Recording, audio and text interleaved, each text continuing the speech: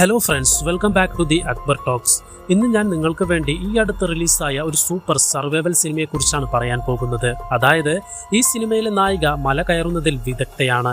എങ്ങനെയുള്ള മലയാണെങ്കിലും അവൾ ധൈര്യത്തോടെ കയറും. അങ്ങനെയിരിക്കെ ഒരു ദിവസം തന്റെ ഭർത്താവിനോടൊപ്പം മല കയറുമ്പോൾ അപ്രതീക്ഷിതമായി ഒരു അപകടം സംഭവിക്കുന്നു.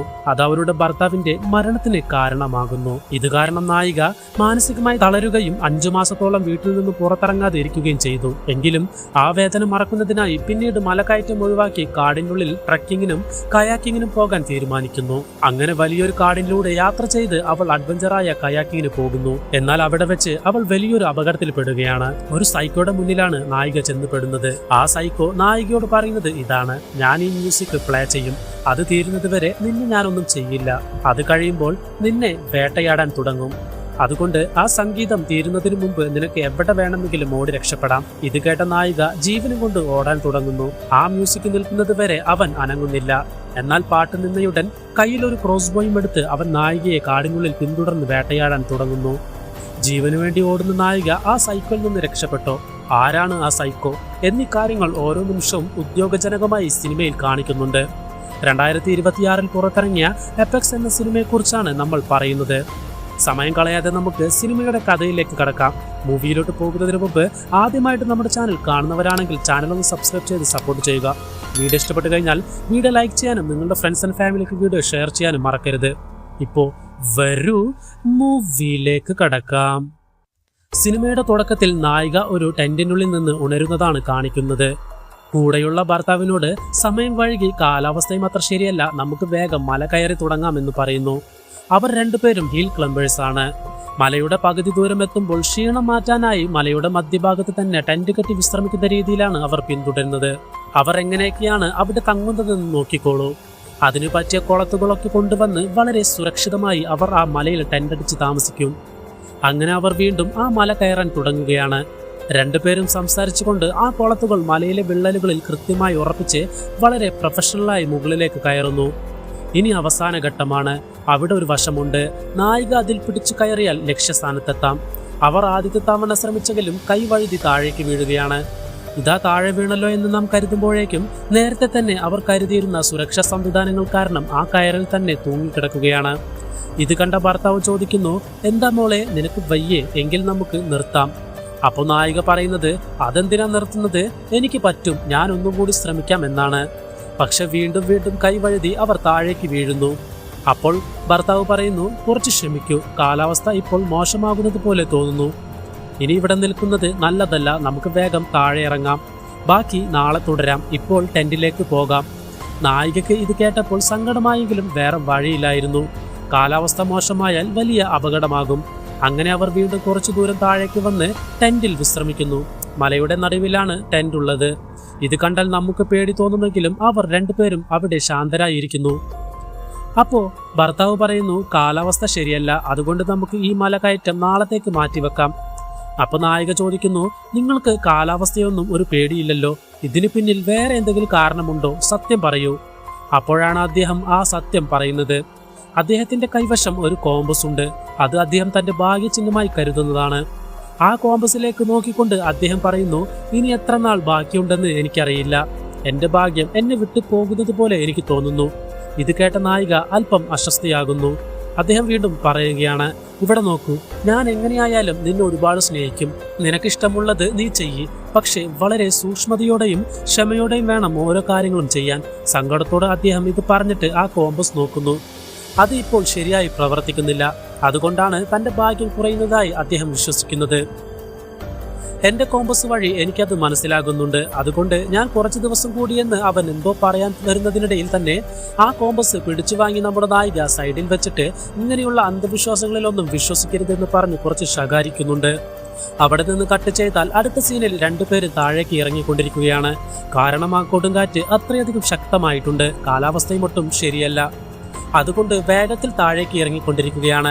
അങ്ങനെ ഇറങ്ങുമ്പോൾ പോലും നമ്മുടെ നായിക തന്റെ പങ്കാളിയോട്, ഈ കൊടുങ്കാറ്റ് കഴിഞ്ഞാലുടൻ നമ്മൾ നാളെ തന്നെ വീണ്ടും വന്ന് മുകളിൽ കയറണം, എന്താ ഓക്കെ അല്ലേ എന്ന് ചോദിച്ചുകൊണ്ടേയിരിക്കുകയാണ്.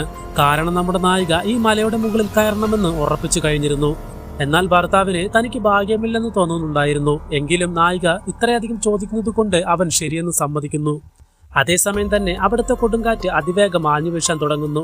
മുകളിൽ നിന്ന് പാറകൾ ചെറിയ കഷ്ണങ്ങളായി വീഴാൻ തുടങ്ങുന്നു. ഇത് കണ്ട നമ്മുടെ നായികയുടെ ഭർത്താവ് വേഗത്തിൽ ഓരോ ഹുക്കുകളായി ഘടിപ്പിച്ച് താഴേക്ക് ഇറങ്ങാൻ നോക്കുന്നു. അങ്ങനെ ഓരോരുത്തരായി താഴേക്ക് ഇറങ്ങും തോറും ഹുക്കുകൾ ഇട്ടുകൊണ്ടേയിരിക്കുകയാണ്.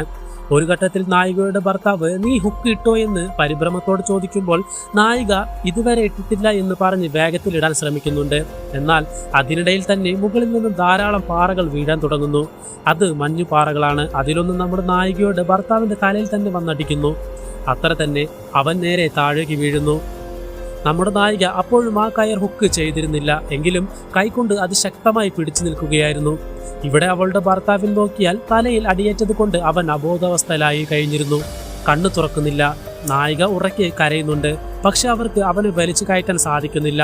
വേഗം മുകളിലേക്ക് കയറി വരൂ, എനിക്ക് താങ്ങാൻ കഴിയുന്നില്ല, ഞാൻ ഈ ഹുക്ക് പോലും ഇട്ടിട്ടില്ല, ഒന്നും മനസ്സിലാക്കൂ എന്ന് ഉറക്കെ വിളിച്ചു പറഞ്ഞു നോക്കുന്നുണ്ട്. പക്ഷെ അവൻ ബോധരഹിതനായി പോയല്ലോ. നായികയ്ക്ക് ഇപ്പോൾ ആ ഭാരം താങ്ങാൻ കഴിയുന്നില്ല. അതുകൊണ്ട് അവളുടെ ഹുക്കും ആ ഭാരം താങ്ങാൻ കഴിയാതെ ഊരിപ്പോകാൻ തുടങ്ങുകയാണ്.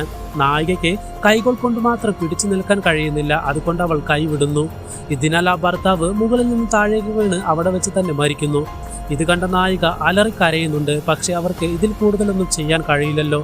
അവിടെ സീൻ കട്ടാകുന്നു.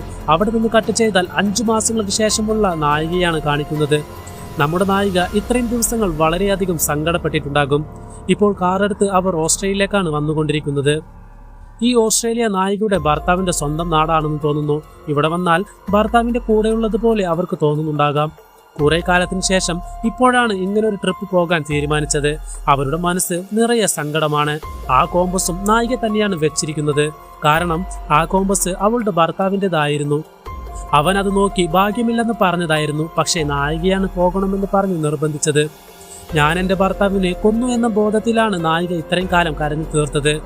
ആ വിഷമം മാറ്റാനായി നായിക ആദ്യമായി തൻ്റെ കാറും എടുത്ത് പുറത്തേക്ക് വരികയാണ്. ഓസ്ട്രേലിയയിലെ കയാക്കിംഗ് പേര് കേട്ട ഗ്രാൻഡ് സ്നാരോ എന്ന സ്ഥലത്തേക്കാണ് നായിക പോകുന്നത്. കാടിന് നടുവിലൂടെയുള്ള ആ യാത്ര കഴിഞ്ഞ് അവിടെ ചെന്ന് കയാക്കിംഗ് ചെയ്യാനാണ് നായികയുടെ പ്ലാൻ. അവിടെ എത്തിയപ്പോൾ തന്റെ GPS ഉപയോഗിക്കാൻ നായിക ശ്രമിക്കുന്നുണ്ടെങ്കിലും സിഗ്നൽ കിട്ടുന്നില്ല. അതിനാൽ കയ്യിലുള്ള ഒരു മാപ്പ് നോക്കിയാണ് നായിക യാത്ര തുടരുന്നത്. ദൂരം കൂടുതലുള്ളതിനാൽ ഇടയ്ക്ക് വിശ്രമിച്ചിട്ടാണ് നായികയുടെ യാത്ര. അങ്ങനെ ഒരിടത്ത് വിശ്രമിക്കുമ്പോൾ നായിക തന്റെ ഭർത്താവിനെ ഓർക്കുന്നു. അന്ന് ആ മല കയറുമ്പോൾ തന്റെ ധൃതി കാരണമാണ് എല്ലാം സംഭവിച്ചെന്ന കുറ്റബോധം നായികയെ വല്ലാതെ വേട്ടയാടുന്നുണ്ടായിരുന്നു. അടുത്ത ദിവസം നായിക നേരെ ഒരു റേഞ്ചർ സ്റ്റേഷനിലേക്കാണ് പോകുന്നത്. അവിടെ ഒരുപാട് ആളുകളെ കാണാതായ പോസ്റ്ററുകൾ നായിക കാണുന്നു. ഒറ്റയ്ക്ക് യാത്ര ചെയ്യുന്ന നായികയോട് സുരക്ഷിതരായിരിക്കണമെന്നും ട്രാക്ക് ചെയ്യാൻ സൗകര്യത്തിനായി പേപ്പറിൽ ഒപ്പിടാനും അവിടുത്തെ റേഞ്ചർ ആവശ്യപ്പെടുന്നുണ്ട്. എന്നാൽ മുമ്പ് മല കയറി ശീലമുള്ള നായിക അതൊന്നും അത്ര കാര്യമാക്കുന്നില്ല.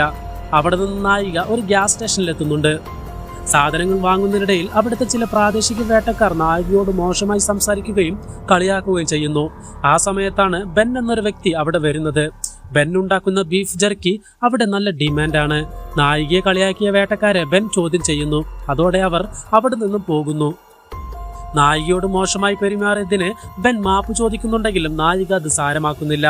ബെൻ കൊണ്ടുവന്ന ബീഫ് ജെർക്കിയിൽ നിന്നും ഒരു പാക്കറ്റ് നായിക വാങ്ങുന്നു. അതിനുശേഷം അവിടെ നിന്ന് പുറത്തിറങ്ങി കാറിൽ ഇരിക്കുന്നു. പിന്നീട് മാപ്പ് നോക്കി ഗ്രാൻഡ് സ്നാരോ എന്ന സ്ഥലത്തേക്ക് എങ്ങനെ പോകണമെന്ന് നോക്കുകയാണ്. എന്നാൽ വഴിയറിയാതെ അവളാകെ ആശയക്കുഴപ്പത്തിലാണ്. അപ്പോഴാണ് ബെൻ എന്ന ആളുടെ കാർ അവിടെ വരുന്നത് കാണുന്നത്. അവൾ ബെന്നിനോട് ചോദിക്കുന്നു, നിങ്ങൾക്ക് ഗ്രാൻഡ് സ്നാരോയിലേക്ക് പോകാനുള്ള വഴി അറിയാമോ? ബെൻ പുറത്തിറങ്ങി വന്ന് അവളുടെ GPS വർക്ക് ചെയ്യുന്നുണ്ടോ എന്ന് നോക്കി. എന്നാൽ അത് വർക്ക് ചെയ്യുന്നുണ്ടായിരുന്നില്ല. അപ്പോൾ ബെൻ ചോദിച്ചു, നിങ്ങൾക്ക് എളുപ്പ വഴി വേണോ അതോ അഡ്വഞ്ചേഴ്സായ വഴിയാണോ വേണ്ടതെന്ന്. നായിക പറഞ്ഞു, എനിക്ക് നല്ലൊരു വഴി പറഞ്ഞു തന്നാൽ മതി. അപ്പോൾ ബെൻ മാപ്പ് നോക്കി പറഞ്ഞു, നമ്മളിപ്പോൾ നിൽക്കുന്നത് ഇവിടെയാണ്. ഇതിലൂടെ നേരെ പോയി ഇടത്തോട്ട് തിരിഞ്ഞ് ഒരു റൗണ്ട് അടിച്ച് വന്നാൽ നിങ്ങൾ പറയുന്ന ഗ്രാൻഡ് സ്നാരോ എത്തും. തുടർന്ന് ബെൻ ഒരു രഹസ്യ സ്ഥലം കൂടി പറഞ്ഞു കൊടുത്തു. അവിടെ അടുത്തായി റിവർ സൈഡിൽ നല്ലൊരു ക്യാമ്പിംഗ് ഏരിയ ഉണ്ട്. അവിടെ സമാധാനമായി ഇരിക്കാം, ഭക്ഷണം പാകം ചെയ്യാം. നിങ്ങൾ അതും കൂടി ഒന്ന് ട്രൈ ചെയ്ത് നോക്കൂ. അവൾ ചിരിച്ചുകൊണ്ട് വണ്ടി എടുക്കാൻ തുടങ്ങുമ്പോൾ ബെൻ ഉപദേശിക്കുന്നു, സൂക്ഷിച്ചു പോകണം, അവിടെ കുറച്ച് അപകടം പിടിച്ച സ്ഥലമാണ്. വെള്ളത്തിന് നല്ല വേഗതയുണ്ടാകും, പേടിക്കരുത്. അവൾ ഗ്ലാസ് ഉയർത്തി ബായ് പറഞ്ഞ് അവിടെ നിന്നും പോകുന്നു. ബെൻ പറഞ്ഞ സ്ഥലത്ത് അവൾ കൃത്യമായി എത്തുന്നു. നേരം ഇരട്ടി തുടങ്ങുമ്പോൾ അവൾ അവിടെ വണ്ടി നിർത്തുന്നു. അപ്പോൾ അവിടേക്ക് മറ്റൊരു കാർ വരുന്നു. അത് ഗ്യാസ് സ്റ്റേഷനിൽ കണ്ട വേട്ടക്കാരായിരുന്നു. അവർ മാൻവേട്ട കഴിഞ്ഞ് വരികയായിരുന്നു. അവരെ കണ്ടപ്പോൾ അവൾക്ക് പേടി തോന്നിയെങ്കിലും സുരക്ഷയ്ക്കായി ഒരു പെപ്പർ സ്പ്രേ കയ്യിൽ കരുതി അവൾ വണ്ടിക്കുള്ളിൽ കിടന്നുറങ്ങുന്നു. ആ വേട്ടക്കാർ അവളെ ശല്യം ചെയ്യാതെ അവിടെ നിന്നും ആഘോഷങ്ങൾ കഴിഞ്ഞു പോകുന്നു. ഇടയ്ക്ക് അവർ അവളുടെ വണ്ടിയുടെ വാതിൽ തുറക്കാൻ ശ്രമിച്ചിട്ടുണ്ടെങ്കിലും സാധിക്കാതെ വന്നപ്പോൾ അവർ മടങ്ങിപ്പോകുന്നു. അടുത്ത ദിവസം രാവിലെ അവൾ എഴുന്നേറ്റ് കയാക്കിംഗ് യാത്രക്കായി തയ്യാറെടുക്കുന്നു. ഹെൽമറ്റൊക്കെ ധരിച്ച് അവൾ പുഴയിലൂടെ യാത്ര തുടങ്ങുന്നു. പുഴയിലെ വെള്ളത്തിന് നല്ല വേഗതയുണ്ടായിരുന്നു. അവൾ അത് നന്നായി ആസ്വദിക്കുന്നു. യാത്രക്കിടയിൽ ഒരു ചെറിയ വെള്ളച്ചാട്ടം വരുന്നു. അവിടെ കയർ കെട്ടി ബോട്ട് താഴേക്ക് ഇറക്കിയ ശേഷം അവൾ പുഴയിലേക്ക് ചാടുന്നു. കുറച്ചുനേരം അവിടെ ചിലവഴിച്ച ശേഷം വീണ്ടും ബോട്ടുമായി മുന്നോട്ട് പോകുന്നു. ഈ നദി വളരെ ദൂരെ മാറി ബ്ലാക്ക് സ്റ്റോൺ എന്ന് പറയുന്ന ഒരു സ്ഥലത്തേക്ക് എത്തുന്നുണ്ട്. അത് ബെൻ പറഞ്ഞിരുന്ന അതേ സ്ഥലമാണ്. അപ്പോൾ നായിക അവിടെ നോക്കുമ്പോൾ കുറച്ച് ഫോട്ടോകൾ കാണുന്നുണ്ട്. റേഞ്ചർ സ്റ്റേഷനിൽ മിസ്സിംഗ് പോസ്റ്ററായി ഒട്ടിച്ചിരുന്ന അതേ ഫോട്ടോ തന്നെയാണ് ഇതും. ഇത് അവരുടെ സാധനങ്ങളാണെന്ന് മനസ്സിലാക്കിയ നായിക ഇന്ന് ഇവിടെ ടെന്റ് അടിച്ച് താമസിക്കാമെന്നും നാളെ പോകാമെന്നും തീരുമാനിക്കുന്നു. തുടർന്ന് മൃഗങ്ങളാരും കൊണ്ടുപോകാതിരിക്കാൻ തന്റെ ബാഗ് ഒരു മരത്തിൽ തൂക്കിയിട്ടു. അതിനുശേഷം ബാഗിലുണ്ടായിരുന്ന ബീഫ് ജെർക്കി എടുത്തു കഴിച്ചു. ഇതുവരെ കഴിക്കാത്ത അത്രയും രുചിയായിരുന്നു അതിനുണ്ടായിരുന്നത്. പക്ഷെ അതൊരു ബീഫ് പോലെ അവർക്ക് തോന്നിയില്ല. എങ്കിലും വ്യത്യസ്തമായ രീതിയിൽ പാകം ചെയ്ത് ഉണ്ടാക്കിയതാണെന്ന് കരുതി അതും കഴിച്ച് അവരവിടെ കിടന്നുറങ്ങുന്നു. അടുത്ത ദിവസം രാവിലെ എഴുന്നേറ്റ് നോക്കിയപ്പോൾ മരത്തിൽ തൂക്കിയിട്ടിരുന്ന ബാഗ് കാണുന്നില്ല. ആ ബാഗിലായിരുന്നു അവർക്ക് ആവശ്യമായിട്ടുള്ള ഭക്ഷണവും വഴി കണ്ടെത്താനുള്ള മാപ്പും മറ്റും ഉണ്ടായിരുന്നത്. നിരാശയോടെ ടെന്റിനടുത്തേക്ക് വന്നപ്പോൾ അതിനുള്ളിൽ ഒരു പാമ്പിനെ കണ്ട് പേടിക്കുന്നു. പിന്നീട് കയാക്കിങ്ങിലൂടെ യാത്ര തുടർന്ന് അവർ മറ്റൊരു സ്ഥലത്തെത്തി. അവിടെ വെച്ച് അവർ ബെൻ എന്ന് പറയുന്ന ആളെ കണ്ടുമുട്ടി. തങ്ങൾ ഗ്യാസ് സ്റ്റേഷനിൽ വെച്ച് കണ്ട കാര്യമെല്ലാം ബെൻ ഓർമ്മിപ്പിച്ചു. ബെൻ അവർക്ക് ഭക്ഷണം നൽകി. താൻ പറഞ്ഞ സ്ഥലം എങ്ങനെയുണ്ടെന്ന് ചോദിച്ചപ്പോൾ നായിക അത് സമ്മതിച്ചു. പക്ഷേ തന്റെ ബാഗ് നഷ്ടപ്പെട്ട കാര്യം അവർ ബെന്നിനോട് പറഞ്ഞു. ബാഗ് വല്ല പ്രേതം എടുത്തുകൊണ്ട് പോയിട്ടുണ്ടാകുമെന്ന് ബെൻ തമാശയായി പറയുന്നു. തുടർന്ന് ബെന്നിനോട് ആ ബീഫ് ജെർക്കിയെ കുറിച്ച് ചോദിച്ചപ്പോൾ തന്റെ അമ്മ പഠിപ്പിച്ചു തന്ന രീതിയിൽ ഉണക്കി ഉണ്ടാക്കിയതാണെന്ന് ബെൻ മറുപടി നൽകി. അവസാനം അവർക്ക് കുടിക്കാനുള്ള വെള്ളം ചൂടാക്കി ബെൻ നൽകുന്നു. ഉടനെ നമ്മുടെ നായികയും നിങ്ങൾ ഓസ്ട്രേലിയയിൽ ഏതു ഭാഗത്താണ് എന്ന് ചോദിക്കുമ്പോൾ പക്ഷെ ബെൻ പറയുന്നത് ഞാൻ ഓസ്ട്രേലിയൻകാരനൊന്നുമല്ല എന്നാണ്. അപ്പോൾ അങ്ങനെയാണെങ്കിൽ നിങ്ങൾ ബ്രിട്ടീഷുകാരനായിരിക്കുമല്ലേ? കാണാൻ അങ്ങനെയാണല്ലോ ഇരിക്കുന്നത് എന്ന് ചോദിക്കുമ്പോൾ ബെൻ പറഞ്ഞു, അതെ, നിങ്ങൾ പറഞ്ഞത് ശരിയാണ്. പക്ഷെ ഞാൻ ചെറുപ്പമായിരുന്നപ്പോൾ തന്നെ എൻ്റെ അമ്മ എന്നെ ഈ സ്ഥലത്തേക്ക് കൊണ്ടുവന്നു. ശരി, അതൊക്കെ പോട്ടെ, അതൊരു വലിയ കഥയാണ്. നിങ്ങളുടെ കാര്യം പറയൂ. നിങ്ങൾ ഇവിടെ എപ്പോഴും കയാക്കിങ്ങിന് വരാറുണ്ടോ? അപ്പോൾ നായിക പറയുന്നത്, ഞാൻ എല്ലാ കാര്യങ്ങളിലും ഇടപെടാറുണ്ട്. പ്രധാനമായും മലകൾ കയറാൻ എനിക്കിഷ്ടമാണ്. ഓ, അപ്പോൾ നിങ്ങൾക്ക് മല കയറ്റം ഇഷ്ടമാണല്ലേ? മല കയറുന്നവർ നല്ല ധൈര്യമുള്ളവരായിരിക്കും. നിങ്ങളെ കാണാനും സംസാരിക്കാനും നല്ല ധൈര്യമുള്ളതുപോലെ തോന്നുന്നുണ്ട്.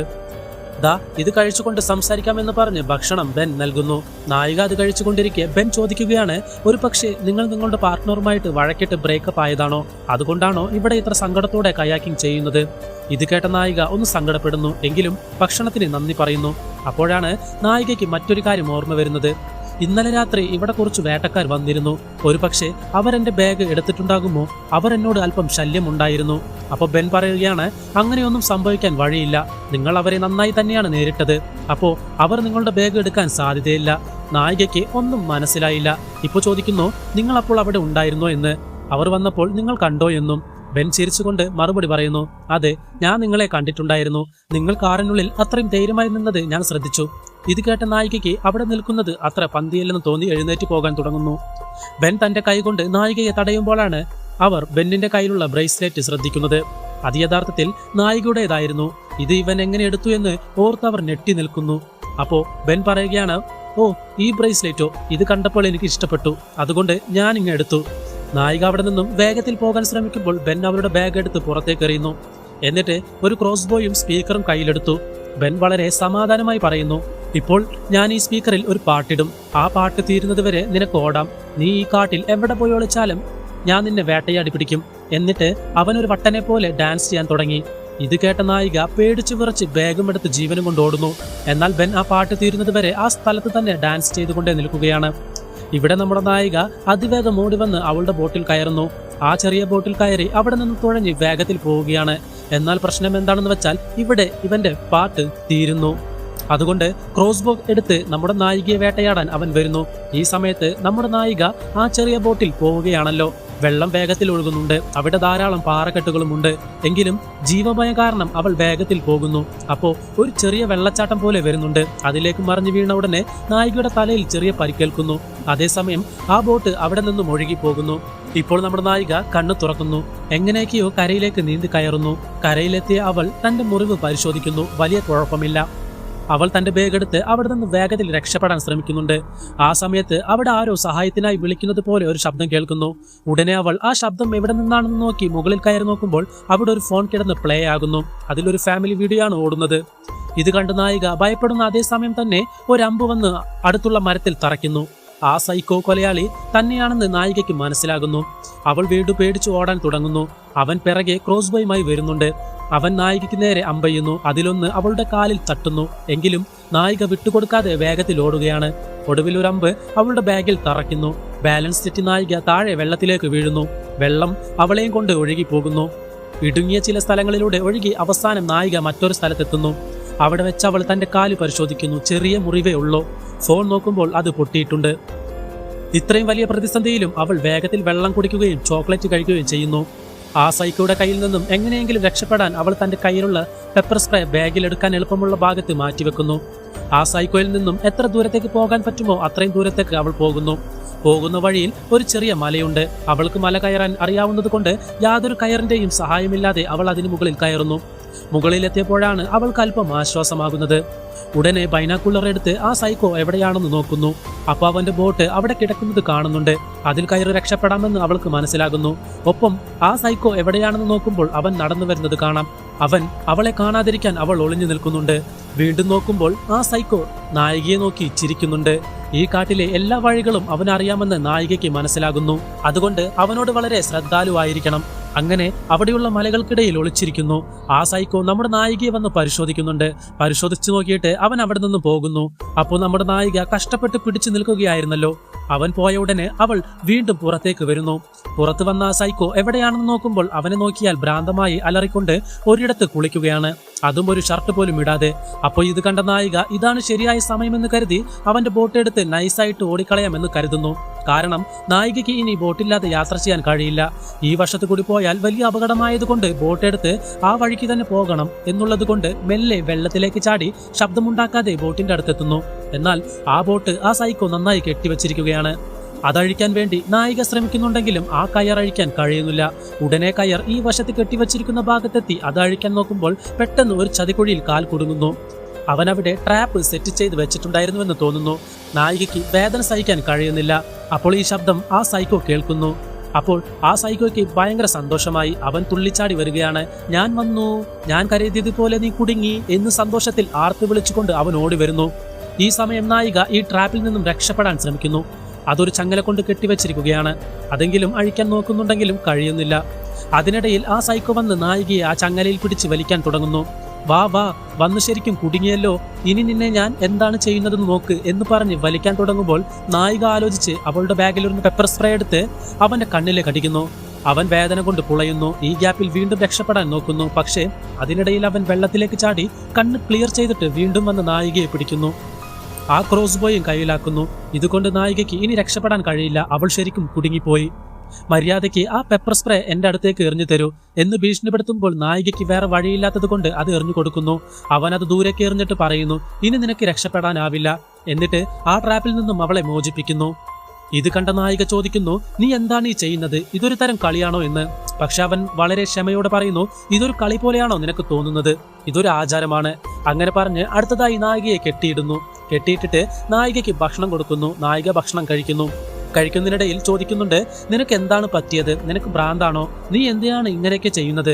നമ്മൾ നന്നായിട്ടല്ലേ സംസാരിച്ചു കൊണ്ടിരുന്നത് എന്ന് ചോദിക്കുമ്പോൾ അവൻ പറയുന്നു, ഞാൻ നിനക്ക് നേരത്തെ ഒരു അവസരം തന്നിരുന്നു. എളുപ്പം വഴി വേണോ അതോ കഠിനമായ വഴി വേണോ എന്ന് ചോദിച്ചില്ലേ? പക്ഷെ നീ എന്താണ് തിരഞ്ഞെടുത്തത് എന്ന് ചോദിക്കുന്നു.